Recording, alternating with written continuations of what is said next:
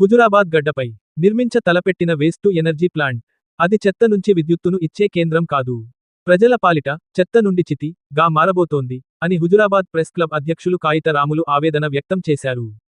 కరీంనగర్ జిల్లా హుజురాబాద్ మండలం సిరిసపల్లి శివారులో ఏర్పాటు చేయనున్న డంపింగ్ యార్డ్, విద్యుత్ ప్లాంట్ను వ్యతిరేకిస్తూ అంబేద్కర్ చౌరస్తాలో చేపట్టిన నిరసన దీక్షలు 13వ రోజుకు చేరుకున్నాయి. డంపింగ్ యార్డ్ వ్యతిరేక దీక్షకు మద్దతుగా ఈరోజు హుజురాబాద్ ప్రెస్ క్లబ్ మద్దతు ప్రకటించింది. ఈ సందర్భంగా ప్రెస్ క్లబ్ ఆధ్వర్యంలో జరిగిన నిరసన శిబిరంలో ఆయన మాట్లాడుతూ, ప్రభుత్వంపై నిప్పులు చెరిగారు. అభివృద్ధి పేరుతో ప్రజల ఆరోగ్యాన్ని బలిపెట్టడం ఎంతవరకు సమంజసమని ఆయన ప్రశ్నించారు. వేల టన్నుల విషపూరిత చెత్తను కాల్చడం వల్ల విడుదలయ్యే డయాక్సిన్లు, ఫ్యూరాన్లు వంటి వాయువులతో ఈ ప్రాంతం క్యాన్సర్ గడ్డగా మారే ప్రమాదం ఉందని ఆందోళన వ్యక్తం చేశారు. డంపింగ్ యార్డ్ను ఇక్కడి నుండి తరలించే వరకు తమ మద్దతు ఉంటుందని తెలిపారు. ఇక్కడ స్వతంత్ర సమరయోధులు ఉన్నారు, ఆ తర్వాత విప్లవకారులు ఉన్నారు. ఇక్కడ ఉన్నటువంటి ప్రజా సమస్యల మీద పోరాటం చేసినటువంటి యోధులు పుట్టిన గడ్డ.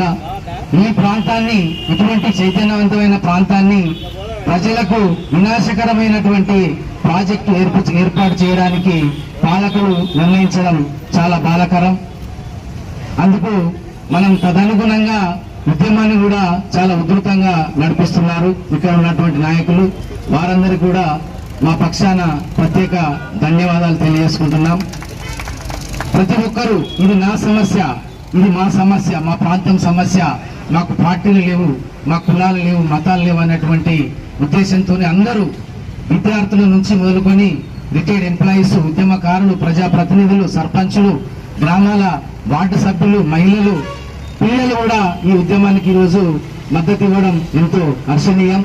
అందులో భాగంగా ఈ ఉద్యమానికి మా వంతు మాకు కూడా ఈరోజు నిరసన చేయడానికి అవకాశం కల్పించినటువంటి ఈ వేదికను ఏర్పాటు చేసినటువంటి వారందరికీ పేరు పేరున ప్రత్యేక ధన్యవాదాలు తెలియజేసుకుంటున్నాం.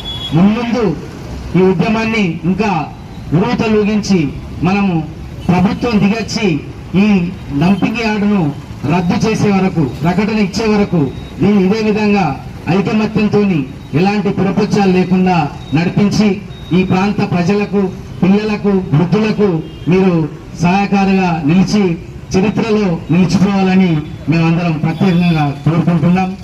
ఇక చాలా మంది ఇప్పటికీ 13 రోజుల నుంచి అసలు ఈ డంపింగ్ యార్డ్ ఏర్పాటైతే ఏమవుతుంది, ఆ వృద్ధులకు ఏమవుతుంది, ఇటువంటి మేధావులు చాలా రోజుల నుంచి చెప్పడం జరుగుతుంది.